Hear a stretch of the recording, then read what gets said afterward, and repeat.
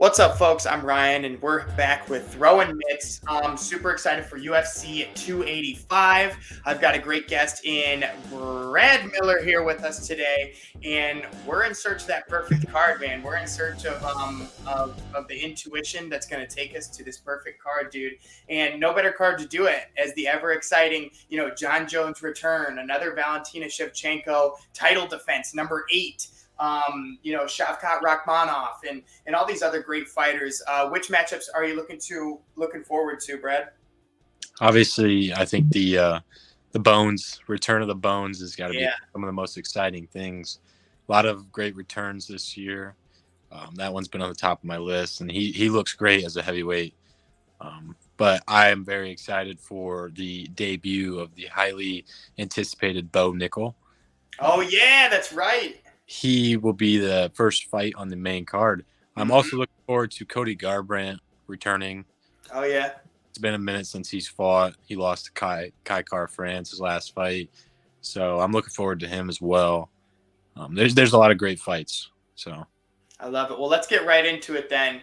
Here we go to UFC 285, Jones versus Gane. Saturday, March 4th at 10 p.m. That main card is going to kick off, not to mention the prelims and the early prelims, a whole day full of fights for all you fight fans out there. And the first fight is you know how the show works. Again, I'll say it once again. We always start with that main card so we can get those out there, and then we're going to digress throughout the prelims and then the early prelims as well. So for all those prelim gang viewers, stay with us till the very end, and we'll get your picks in. All right, here we go. John Jones, the minus 155 favorite, versus Cyril Gane, the number 1 contender at the plus 135 underdog. Now, this matchup's interesting, obviously, because this is John Jones' return after a 3-year hiatus. And Cyril Gane just had an incredible knockout win versus Tai Tuivasa. Not to mention just being, a steady pace in his career. I question, will this hiatus, this 3-year stoppage, affect John Jones' ability to come back for no other than a title fight? You know what I mean? This is kind of big stakes for your first fight back under the bright lights, Yeah. So John Jones debuted August 9th of 2008. He's an all-around mixed martial artist, 35 years old, 10 wins by knockout with 6 wins by sub. Cyril Gane debuted August 10th of 2019. He's a Muay Thai fighter, 32 years old, with 5 wins by knockout and 3 first-round finishes. Obviously, the records here: 26-1 for Bones Jones, a win in his last fight. Cyril Gane, 11-1. So you can see, although he's been active, the experience inside the octagon professionally, doesn't always correlate, if that makes sense. Bones Jones will have the 3.5-inch reach advantage. Looking at the significant strikes, 4.3 landed per minute at a 57% significant strike rate for Bones Jones, 2.22 absorbed, and a 64% defense. 5.11 landed per minute for Gane at a 59% significant strike rate with a 2.25 absorbed per minute and a 62% defense. Those are great numbers for both of these fighters on the feet. Now, I will say Gane has a little bit more production while maintaining a low absorbed and, even a higher significant strike percentage. What do you make of that? But I mean, I agree. But you also got to factor in that Bones has 27 fights under his belt. Very, very true. Cyril Great Gane, point. a little less experienced in the UFC, so I'm not taking anything away from Cyril Gane. We'll get into that a little bit more, but I just wanted to point that out. Great point. As we look at the grappling here, Bones Jones will have the obvious advantage at 1.85 takedowns over 15 minutes at a 44% takedown accuracy and a 95% takedown defense. Gane, on the other hand, 0.62 on average at a 21% accuracy and a 55% takedown defense. I do see. Well, that's the thing. Jones moving up in the weight class, is he still going to have the strength he did at his previous weight class to be able to take these guys down and use his ability on the mat? It's going to be interesting. They say he's weighing somewhere between like 240, 260. Mm-hmm. It's a crazy big jump from, 205 or that former weight class. I mean, he's putting on a lot of mass, a lot of muscle. Mm-hmm. Will he still have the same energy? Will he still have the same stamina? There's so many questions that, need to be answered. And I think we're gonna find out Saturday. Most definitely. And with that, we'll go ahead and get your first pick of the evening, Brad. I'm very excited for this highly anticipated heavyweight debut for John Jones. Mm-hmm. Cyril Gane is such a worthy champion in the heavyweight division, and I do want to see him eventually become a champion, but I unfortunately don't think this is going to go his way. I've been saying this for a little while since this fight, was announced. I think John Jones is going to come in the same mentality Francis Ngannou did. Cyril Gane has faced one guy that's really tried to wrestle him, and that was Francis Ngannou. And Mm-hmm. John Jones brings a different level of grappling to the Yeah. here, and I think we're looking at John Jones doing his thing, keeping his distance, using his kicks. He's gonna utilize the grappling, and I think he's gonna find a way in getting a submission in this fight. I think I'm gonna go John Jones as my winner by submission in round 3. Oh, wow. You got very specific with it. Submission in round 3. I like it. I'm going to have to go and agree with you that John Jones is going to be the winner here in this main event going down this weekend. And if anything, I think this is the best possible matchup for him. I mean, because if he would have come in and Ngannou was still on the roster, still holding the belt, I think we'd be having a very different conversation here, as because Ngannou's an absolute beast. He's an animal. And I'm not talking about just his skills. He's a very big guy.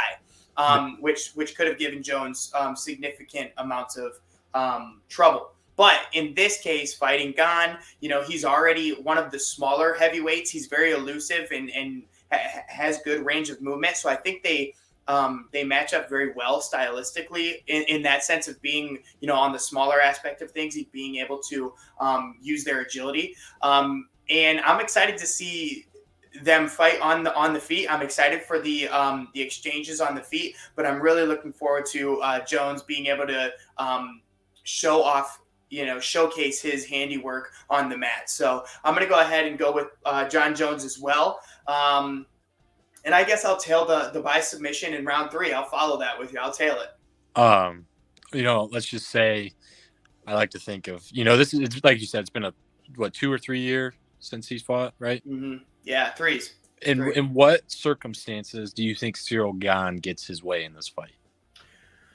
Well, I think if, the consistency of Gane's working out and being active on the roster, I think if John Jones hasn't quite kept up maybe he's been able to acquire mass and get bigger, but maybe his stamina isn't quite there as he's gotten bigger. So if John Jones gasses out, in per se that 3rd round, and he's not ready for those championship rounds, I see Gane potentially being able to outwork a tired John Jones and potentially knock him out.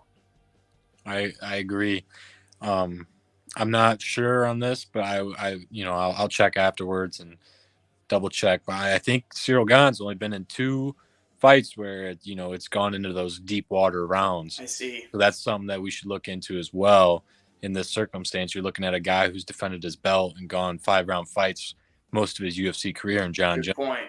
And then you got a younger guy like Cyril Gane, who's only experienced that a few times. So we're going to see, will the 2-3 year layoff affect Jones in the late rounds, or will he get his way and it affects Cyril Gane with his inexperience in the late rounds? But John Jones is going to be the pick, so we'll get to see.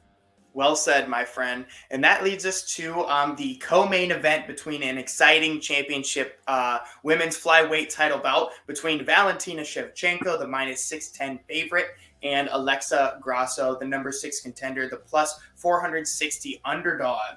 Coming into this one, Shevchenko debuted December 19th of 2015. She is a Muay Thai fighter. She is 34 years old with on a 9-fight win streak, and this is her 8th title defense in the UFC. Alexa Grasso, on the other hand, the number 6 contender, debuted November 6th of 2016. She's an all-around mixed martial artist, 29 years old, on a 4-fight win streak, and has 5 first-round finishes, which is very exciting given it's women's MMA. And there's no shade there, I'm just saying. All right, so Brad, looking at the matchup stats here, Shevchenko 23-3, obviously a lot of experience inside the octagon. Um, and Alexa Grasso 15-3, a great record, but obviously Shevchenko with the experience factor there. Looking at the significant strikes, 3.19 landed per minute at a 52% significant strike rate for Shevchenko, only 1.9 absorbed per minute, which is fantastic, and a 63% defense. Grasso, on the other hand, 5.14 landed per minute at a 44% significant strike rate, but her absorbed per minute just a little bit on the higher end for me, 4.02 with a 61% defense. Who takes the cake here on the feet? I mean, the number that stands out the most has to be the 1.9 absorbed per minute. Yeah. That right there is telling me that she's not taking any damage. You know, she's getting her way on the feet and she's doing what she wants. Mm-hmm. And if she can, you know, land 2 more punches than she's getting hit, or 3 more punches than she's getting hit with, you know, that kind of takes the cake for me. Yeah, I agree. That absorbed per minute is the big number here, and you know it's still good production out of Shevchenko. Grasso has a little bit more production, and still she's throwing more than she's getting hit. Which in any other case, you know that would probably be in Grasso's favor because that type of production is fantastic. But yeah, I think Shevchenko takes the numbers on the feet here. And then in the grappling aspect of things, 2.53 takedowns on average over 15 at a 64% takedown accuracy, with a 70% defense for Shevchenko. 0.44 on average for Grasso at a 57% accuracy, which is pretty good, and a 64% takedown defense. I think Shevchenko obviously is the more aggressive fighter in the aspect of wanting to take this to the mat and looking for those takedowns. Although Grasso does have a 64% takedown defense, will she be able to weather the storm of the stand-up game and then also knowing that she's comfortable on the ground too? So if you're in your head about what's coming next, a strike or a takedown attempt, that can really mess up a fighter in terms of their flow and getting the fight into quote unquote their fight. You know what I mean? Making the other fighter fight their type of fight. So I think Shevchenko, definitely has a good fight in front of her. I think this is going to be no easy task, but I think in the end she gets the win. I'm going to go with Valentina Shevchenko on this one. Right, and you said earlier she's defended her title, I believe you said 8 times now. This is the 8th, yes. This will be the 8th time. So yes, so she's defended it 7 times, going for 8.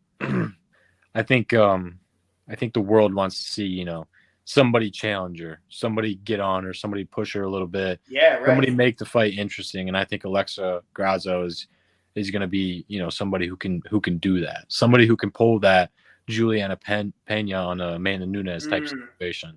I like that. So that's what I hope for, you know. But in the end of the day, I got to go with the champ. You know, the champ for a reason. She's defended her belt 7 times. You know, I wish these two the best in this fight, and I hope it's a good fight. But I'm going to go with Valentina Shevchenko. Yeah, for sure. And what I do look at is the age difference here. Valentina Shevchenko, 34 years old. Grasso, 29. Grasso still had, Shevchenko is, leaving her prime. You know, I mean, she is, I'm not saying on the outs, but at the end of the day, I guess this speaks more to Grasso. She's 29 years old. She's still developing into her prime. And I think she's got a bright future ahead of her. No doubt about that. Right. And I'm not sure if you've heard about the little love triangle that Chael Sonnen's talking about between Valentina Shevchenko, Holly Holm, and John Jones. I have not. Are they all like a throuple type deal? Yeah, it's pretty interesting. I'll have to send you something after this, and maybe we can share it under the post tomorrow when this gets posted. Dude, what an awesome love triangle to be a part of. Right. I mean, John Jones is a lucky man. Yeah, he's truly a champ. Truly a champ in all aspects. As we move down the main card to a welterweight bout between number 7 ranked Jeff Neal, the plus 390 underdog, and Shavkat Rakhmonov, the number 9 ranked favorite in this fight. Jeff Neal debuted February 18th of 2018. He is a striker, 32 years old, with 9 wins by knockout and 6 first-round finishes. Shavkat Rakhmonov debuted March 21st of 2020. He is a Sambo fighter with at 28 years old with 8 wins by knockout and 9 first-round finishes. Looking at the matchup stats here, Jeff Neal, 15-4, great record, a win in his last fight over Vicente Luque, I believe. And Shavkat Rakhmonov, 16-0. Coming into this one. Wow, that's very impressive. Looking at it here, just a couple of inches on the height for Rakhmonov and a couple of inches in the reach. The significant strike numbers here, 5.27 landed per minute for Neal at a 51% significant strike rate and a 5.28 absorbed per minute with a 60% defense.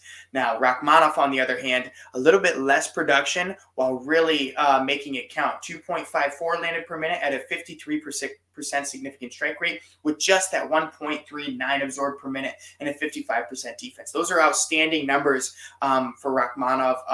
Obviously not a ton of production, but when you have that type of absorbed, you're not getting hit either. So I think that really speaks volumes, and I think Rakhmonov takes the numbers on the feet here.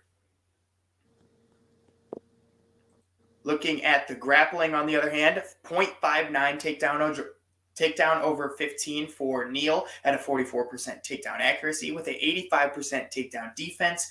Rakhmonov, on the other hand, 2.31 takedown over 15 at a 50% takedown accuracy and a 100% takedown defense. And even if you do, there's that 1.73 submission average over 15. So I really like the numbers here for Rakhmonov.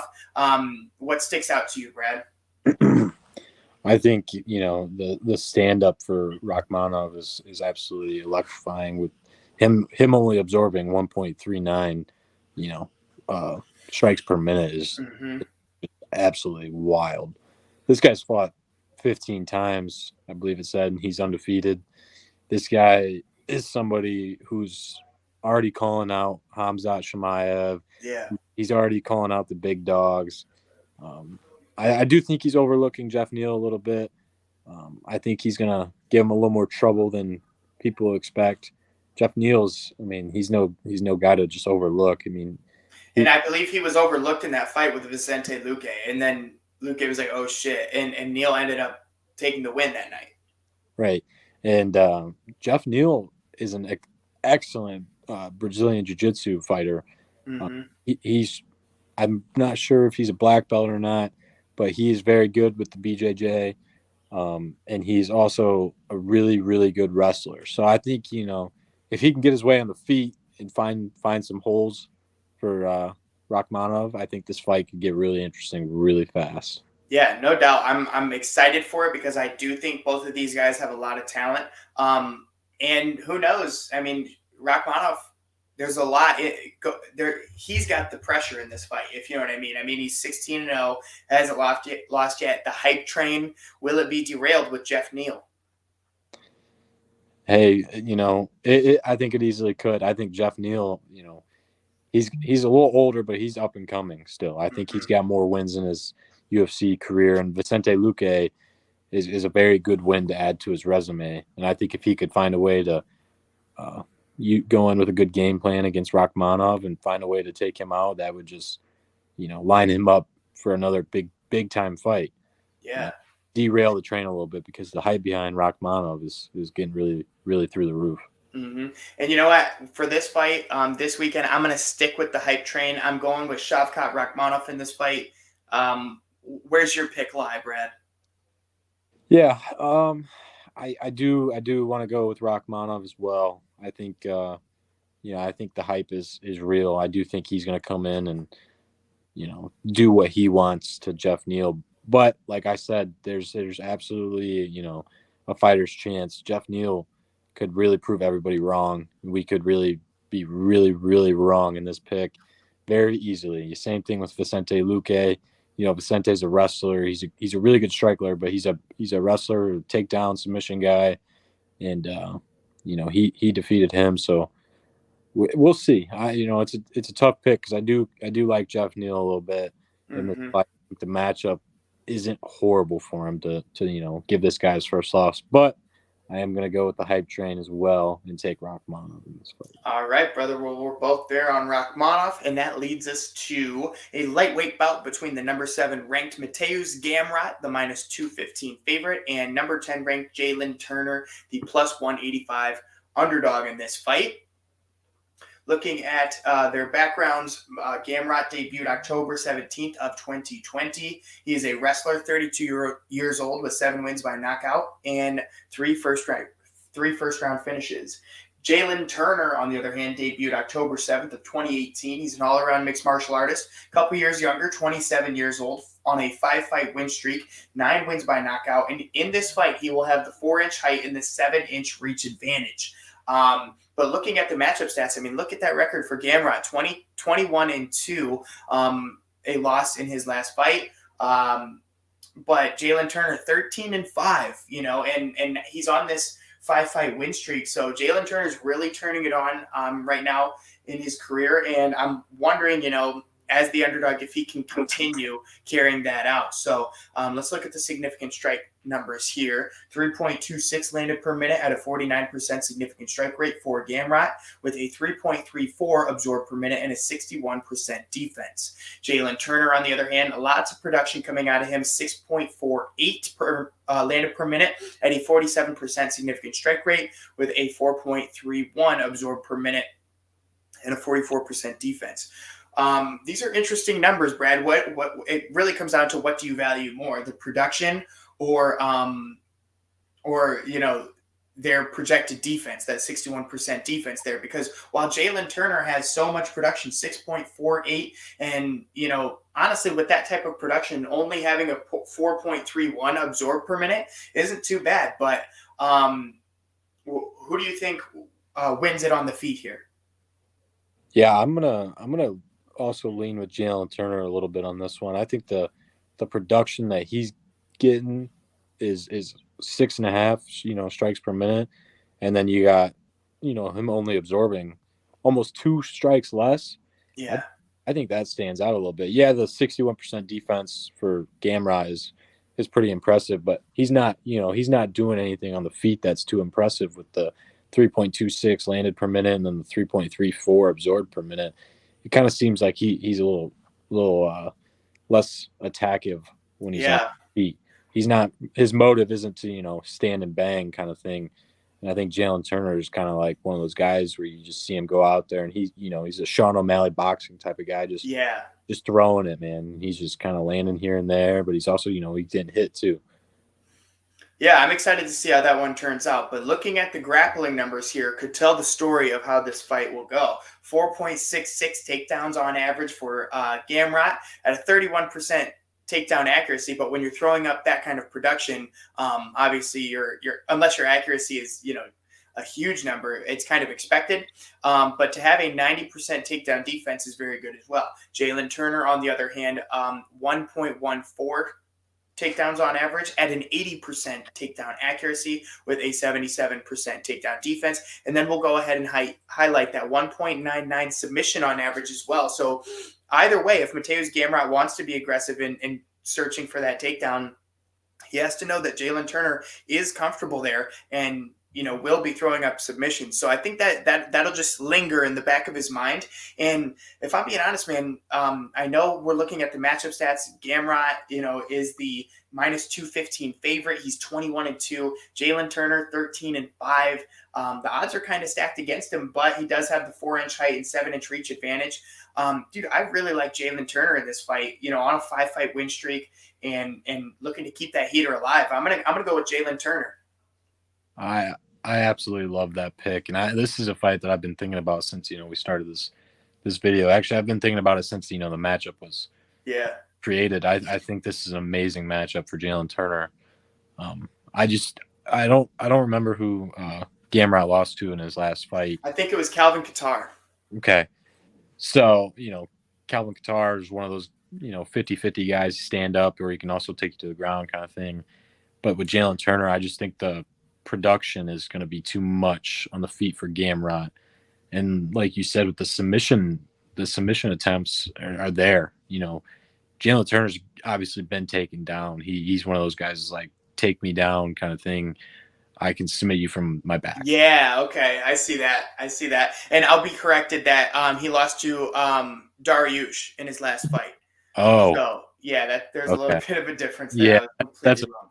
that's a big difference. Yeah, well, Dariush is, he got a good matchup with Charles Oliveira. I'm excited to see that. We'll get into that later, but I'm gonna go with Jalen Turner on this one. I think Cool. he can prove some people wrong. I like the underdog in this one, just coming off the Yeah. 5-fight win streak.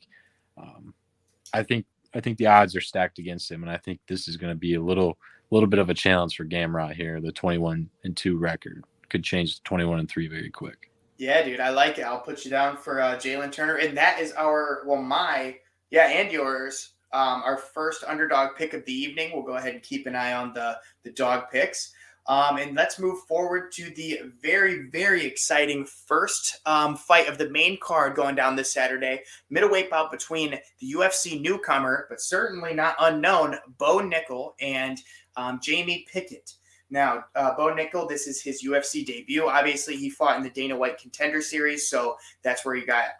He actually fought twice in the Dana White Contender Series because he kicked so much ass the first time. And this is his first his official fight in the UFC. He is a wrestler, 27 years old, with 3 first-round finishes. All 3 of his professional fights he's finished in the first round, which is so exciting. Jamie Pickett debuted July 11th, 2017. He's a freestyle fighter, 34 years old, with 9 wins by knockout, 5 first-round finishes, and in this fight will have the 6-inch reach advantage. And that's something to look at when, obviously Bo Nickal's going to want to close that distance, want to look to grapple. And if Jamie Pickett can control the reach and where this fight is at, that could be huge for Pickett. And Pickett in this fight is actually let me get the odds because I didn't get a chance to get the odds on this one, but I think Bo Nickal's like minus 2,000 to win or something like that. Wow. Yeah, dude. Wow. Something absurd. I know it's something absolutely absurd. Let me see here. He giving him a puncher's chance at that point. Yeah. Like that's yeah. Yeah, so here we have I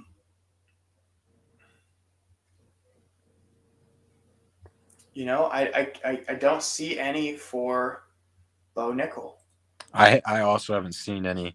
I did see, there was a leak. It was like about 1,200 was where he was at, but I honestly can see them going, minus 2,000 with this one. It's absolutely absurd because if they put Jamie Pickett at, plus 2,000 to win the fight, I'll put $1 on him. I'm $200 richer, Yeah, no doubt. Especially, with what we just talked about, having the 6-inch reach and having a little bit more time spent in the octagon. Let's get into the significant strikes and go from there. So Bo Nickal, 3.68 landed per minute at a 70% significant strike rate, 0 absorbed because he hasn't been hit yet. And he's got 100% defense, which is outstanding. Jamie Pickett, on the other hand, 3.25 landed per minute at a 50% significant strike rate, 4.36 absorbed with a 47% defense. Those aren't great numbers, but we haven't seen much of Bo Nickal's stand-up. I mean, we saw a little bit in his last fight of Dana White Contender Series, but I'm excited to see what Bo Nickal can do on the feet if this fight plays out there. You know what I mean? So I don't like the stand-up numbers from Jamie Pickett, but I don't think they tell too much in this fight because I don't think it's going to be a striking fight. I agree. I think, Bo Nickal is going to come in with the game plan, and we'll probably see it here in the next slide, and I'll elaborate more.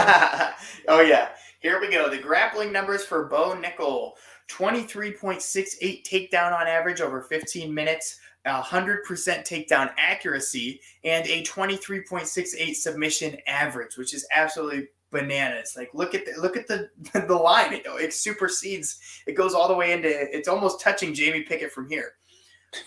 Jamie Pickett 1.39 takedown average over 15, a 36% accuracy, and a 65% defense with a 0.17 submission on average. How's that for a game plan? Yeah, I think everybody knows who Bo Nickal is, and everybody's known him since his glory days at Penn State as a wrestler, one of the better wrestlers we've ever seen. This guy's got the hype like Daniel Cormier did coming out of, the Olympic. Yeah. He's an Olympic wrestler. The question that everybody wants to know, though, is what can he do on his feet? If Jamie Pickett can make him stand and fight and, answer some questions, I think we're going to find out. Although I don't think that's what's going to happen. I think Bo Nickal's going to, come into the game plan and he's going to take him down and kind of do what he wants to him. And I think we're going to see a submission really quick in round one. Wow, you're gonna say round one again and another first round. I think it's gonna go at least 2 rounds. Um, and due because I think Jamie Pickett obviously has to know he's gonna come out and try to take him down. Maybe he stuffs a couple takedowns, and there is a little bit of a back and forth on the feet. And then I think once Jamie, because he's probably just gonna constantly be trying to take him down. So I mean, yeah, you might be right. We might, but he's not invincible. we so it's interesting, but I'm going with Bo Nickal, and I'm gonna say round 2 finish. I think he's a very explosive fighter. Mm-hmm. He's one of those guys that right off the rip is just coming at you and just is just there the whole time, just applying pressure. And I think I just don't know if Jamie Pickett can defend his takedown. Yeah, and I don't know if Jamie Pickett's that guy. If he's the guy to end the hype of Bo Nickal so early, and I am almost 100% positive he's not. But also just raising questions. We haven't seen Bo Nickal in a 3-round dogfight. You know what I mean? Do we know if he's got the heart? When things maybe, because so far everything's gone his way. Every single thing has gone his way. But when things get hard, when things get tricky, and he's gotta pull something from inside of him, does he have that? And I'm sure he does, but I'm excited to see when that comes out. We're gonna find out. And I just want to, say before we go to those prelim fights that this is the first UFC card that we have done together on the show that we have agreed with the first 5 fights. Holy smokes, you're damn right about that. So. Oh my god, dude! Hey, I didn't even realize, dude. Hey, I like somebody's keeping track. That's awesome, man. Hey, we talked a little bit before the show, and we're gonna try and make this card perfect, and we're just trying to, I'm glad our minds are thinking the same thing. That makes my confidence a little more happy. No, yeah, I mean, obviously, yeah. We're connected right now. We're connected. And that leads us into the prelims going down at 8 p.m. on Saturday, March 4th.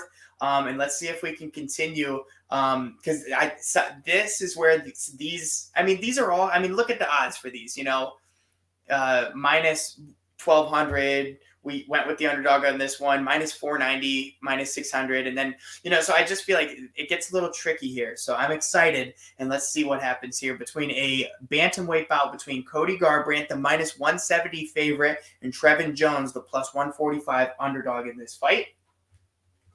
And Cody Garbrandt debuted January 3rd of 2015. He's a freestyle fighter, 31 years old, 10 wins by knockout, and 3 first-round finishes. Trevin Jones, on the other hand, debuted August 22nd of 2020. He is also a freestyle fighter with he is 32 years old and 4 wins by sub and 4 first-round finishes. Now, looking at the matchup stats, Garbrandt 12-5.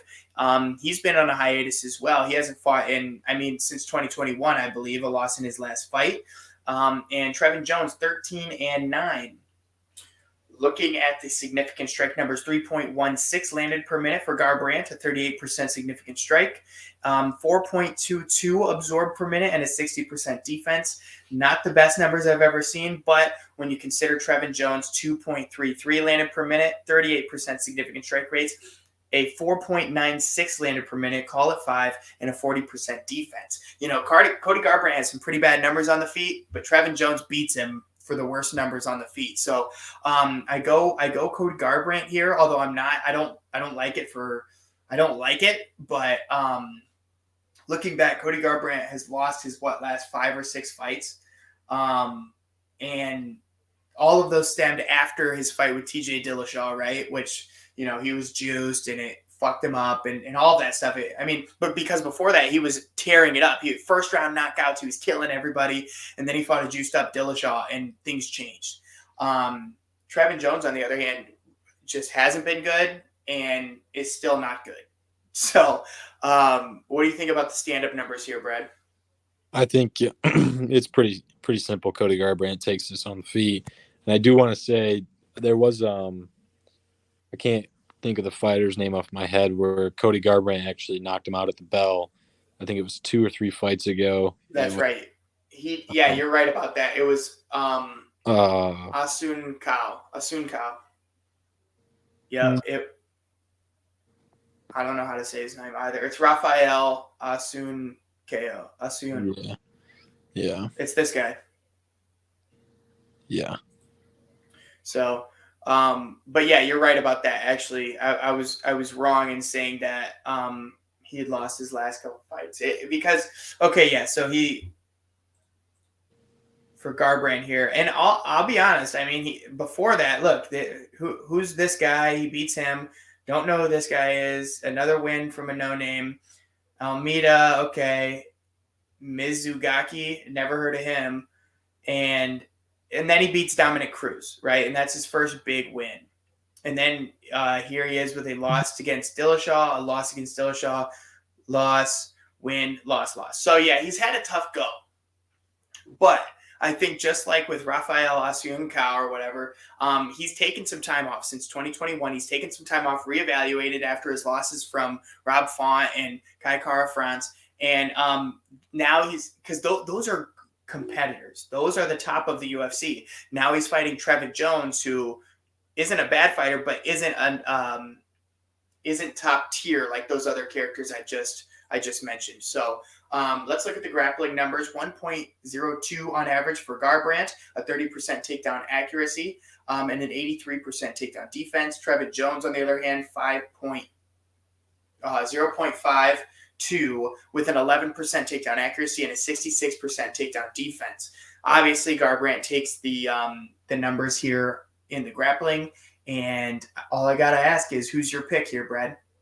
Yeah, and I said earlier in the show I was very excited for the return of Cody Garbrandt. Yeah. I've always been a fan of his for a little while. So I'm excited to see him fight. I hope this is, like you said, it's not the greatest fighter. It's still a fighter. He's in the UFC. He's very capable of beating Cody Garbrandt. But I hope this is a little bit of a bounce back fight for Cody Garbrandt here. So I'm gonna go 100%. I'm gonna go with Cody Garbrandt. And I'm going to tail it. I agree with you on that one and call it 6 agreed on at this point because I think it's going to be I'm rooting for the feel good story of Cody Garbrandt getting right on the right track and getting back to his winning ways. So if you want to watch Cody Garbrandt kick some ass, that's the featured prelim. And those prelims start at 8 p.m. this Saturday. And that leads us to a middleweight bout between the ever-exciting number 5 ranked Derek Brunson, the plus 190 underdog, and Dricus du Plessis, the number 10 ranked middleweight, and also the minus 225 favorite. And I'm so excited. I'll be honest, I love Dricus du Plessis. He's like one of my favorite fighters. I love the guy.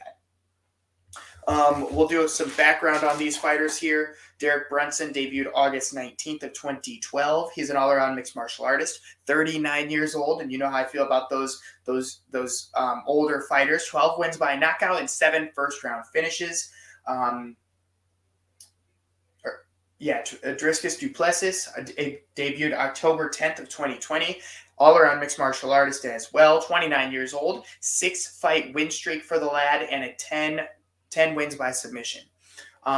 The matchup stats here, 23 wins, 8 losses for Brunson, a loss in his last fight. Du Plessis, 18 wins, 2 losses, a win in his last fight. Looking at the significant strikes here, 3.5 landed per minute and a 47% significant strike rate for Brunson and 2.84 absorbed per minute at a 52% defense. Du Plessis, on the other hand, 6.62 landed per minute, a 53% significant strike, and the absorbed per minute is nice and low, 3.73, and a 52% defense. I think these numbers speak for themselves, and Dricus du Plessis has the advantage here on the feet, although Brunson has knockout power, and he is a very dangerous fighter. I just like what these numbers are showing me for du Plessis right now. I think, it's very one-sided in a way. Hmm. This 6.62 is probably the highest I think we've seen in this entire card. But the Yeah, absorbed going along with that is also the lowest, the high-low values, the best we've seen. So, yeah. And looking at the grappling here, very even actually. 3.23 takedown average for Brunson at a 33% takedown accuracy, 89% takedown defense. And Duplessis, on the other hand, 3.18 over 15 at a 47% takedown accuracy and a 50% defense. And then we'll go ahead and highlight that 1.19 submission average over 15, although Brunson has a 0.57. Again, I think it's even, and Brunson having an 89% takedown defense is going to be tough because, we saw a war. I mean, dude, Darren Till did not look good. Well, he did. He came back in the end of that fight against Duplessis.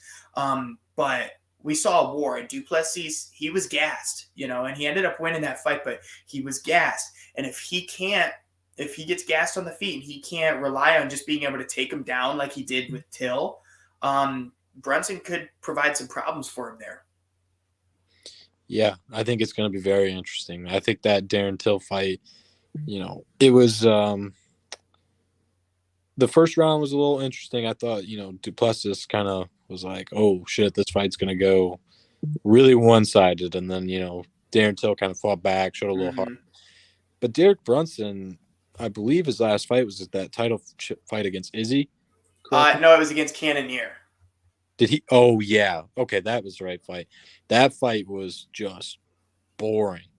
I'm pretty sure if I'm thinking of the right fight, Derek Brunson got knocked out, I think, in that fight. That's right, in the second round. But he did nothing to apply pressure. He kind of stood there and was really like defensive.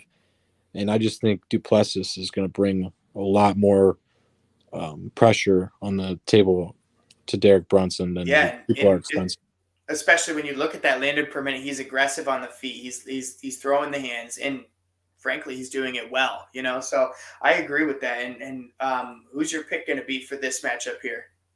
I absolutely love this matchup, and I think it's actually just shows you how stacked the main card is if these guys aren't on a main card Yeah. somewhere. But I'm going to go with Duplessis. I already know you're picking him too, and Yeah, going 7 in a row. But yeah, I think he's going to get the job done and show why he's a true contender for this division. no doubt, man. And I'm right there with you. And that is another exciting fight throughout the prelims. And we move to a women's flyweight bout between more ranked fighters. Look at all these ranked fighters, dude. This is amazing.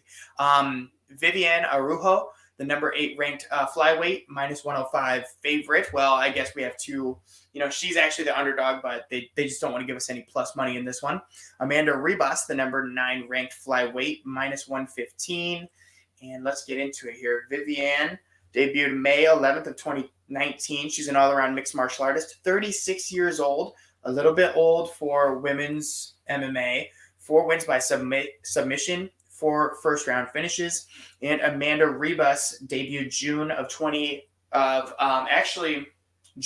of 2019. She's a judo fighter, 29 years old, 4 wins by sub, and 7 first-round finishes. Looking at the matchup stats here, neither of these ladies have a ton of experience in the octagon, but nonetheless good records. 11-4 for Araújo and 11-3 for Ribas. A loss in both of these ladies' last fight. And let's get into the numbers here. 4.82 landed per minute at a 48% significant strike rate for Viviane. 5.33 absorbed per minute, a little bit high for my liking. 56% defense. Ribas, 4.46 landed per minute at a 40% significant strike rate. And a much lower absorbed per minute at 2.57 and a 70% defense. I think, the production's there for both of these ladies, but when you look at the absorbed, Ribas definitely has the advantage there in being versatile and not being hit while throwing those punches. Yeah, I think Ribas is a little one-sided in this one as well. I think she takes the cake pretty easily. Looking at the grappling here, 2.03 on average over 15 for Arujo, 48% takedown accuracy at a 90% takedown defense. Wow. And Ribas, 2.19 takedown average over 15 at a 47% takedown accuracy and an 88% takedown defense, with her submission on average being 1.19. I love Ribas in this fight. She's the younger fighter. The numbers are in her odds, or in her favor, and there's just a whole lot to like about Ribas here. The people are going to love it, but I absolutely agree with Ribas on this one. She, every stat category we've just looked at, she has the cake in it. Besides, this one's a little closer than people think. I love the submission average being a little higher than Vivian's, but I think Ribas is gonna get her way in this fight, and this is gonna be one of those fights I might add to my parlay because I'm pretty confident Amanda in this one. Nice. I like it. And this leads us to our last pick of the evening, and also the first pick, or the first matchup on the prelims, a middleweight bout between Julian Marquez, the plus 130 underdog, and Marc-Andre Barriault, the minus 150 favorite in this fight. All right, here we go. A little bit about these fighters. Julian Marquez debuted August 1st of 2017. He's an all-around mixed martial artist, 32 years old, 6 wins by knockout and 4 first-round finishes. Marc-Andre Barriault debuted May of 2019. He is a striker, and he is 33 years old coming into this fight. The matchup stats, 9-3 for Marquez, and a loss in his last fight. Marc-Andre Barriault, 14-6 and 1 no contest, a loss in his last fight. And he's going to have the 2-inch reach advantage in this one, my friend. I do want to say there's a obviously they're going to be fighting in the same weight class, but if you look, there's a 18-pound difference in the weight we're looking at here. Yep. Something to keep an eye on. Just something to keep an eye on. Most definitely. And when we're looking at their records, I mean, Julian Marquez, not a ton of experience in the octagon. Marc-Andre Barriault, obviously a little bit more. I like Barriault as a fighter, but I don't know anything about Marquez, so I'm excited to see these numbers. I haven't even looked at these myself. So 4.18 landed per minute at a 43% significant strike rate for Marquez, 3.84 absorbed, and a 51% defense. Not terrible, the outputs there. And obviously you just like to see that absorbed per minute being a little bit lower. And Marc-Andre Barriault, 5.35 landed per minute at a 46% significant strike rate, with a 4.83 absorbed per minute and a 54% defense. But, he's got more output, almost, a punch and a half more. But the absorbed per minute is a little bit high for my liking. So who do you these are very, very similar in my opinion. What do you see out of these stand-up numbers? If 50-50 was, if this was a coin toss, I mean, that's what we're looking at here, because these are pretty much the same. Just one guy, is throwing one more and getting hit one more, and one guy's throwing one less, getting hit one less. So it's kind of like, I don't know. I'm kind of 50-50 with this one right now. I like it. Yeah, me too. So as we get into the grappling numbers, they're almost non-existent for both of these fighters, but we will highlight the 53% takedown defense for Marquez and the 3.01 submission average over 15 for Marquez, when Marc-Andre Barriault, just a 25% takedown accuracy and a 61% takedown defense. I mean, obviously, it just goes to show this is a 50-50 on the feet. And if it's not going Marquez's way, he might just have to try his first takedown and try to submit this fool on the ground. Man, this is a very close fight, man. And I feel as though Marc-Andre Barriault, I've seen him fight before. He had a loss in his last fight. Man, I'm at a loss right now. I know who I want to pick, and I want to hear you pick first. Yeah, I'm excited actually for this fight. And I hope everybody gets to tune in for this first prelim fight, because I think it's going to shock a lot of people here. I'm gonna go with the underdog and Marquez here. Yes, dude! I swear to God, that's who I wanted to pick. I think he's gonna get the job done. I've watched Marc-Andre Barriault fight. I do think Marquez is gonna get his way on the feet, and I don't think he has a submission attempt, or I'm sorry, takedown attempt, because when he hits people, he knocks them down and kind of gets on them, and then that's how he gets those submission attempts. You know what I'm saying? Because he also hasn't been taken down. I Yeah, believe, right? exactly. Is that what it said? Well, he's been taken down, but Okay, he so he just hasn't tried to take anybody down. yeah, so I think he's gonna try and get a knockdown here, or maybe like you said, go for that first takedown, and then after that, I think we're gonna see some aggressiveness out of Marquez, and I think he might get this by decision. Yes, dude. I like it, dude. I think it's going to be a good fight too. I think it's so even that it could really make for a good matchup here. And yeah, that is the coverage of the main card and the prelim. Obviously, there are early prelims, folks, but we're going to go ahead and have you go check out our Throwin Mitts Twitter at Mitts_Throne. And there, I'm going to be posting all of the picks that you heard here, and also the early prelim picks as well.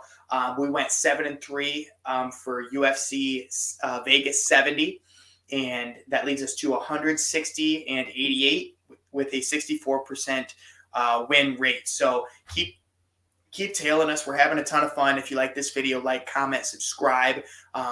Make sure to go over to Twitter and follow us there at Mitts_Throne. And Brad Miller, thank you so much for joining us once again here on Throwin Mitts. I had a hell of a time. I had so much fun.